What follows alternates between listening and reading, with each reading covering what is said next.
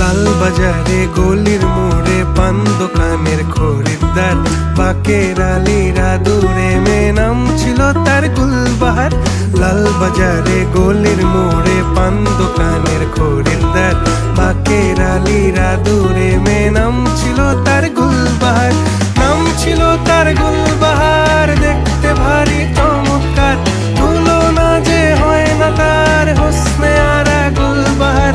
বাকের আলীরা দূরে মেয়ে নাম ছিল তার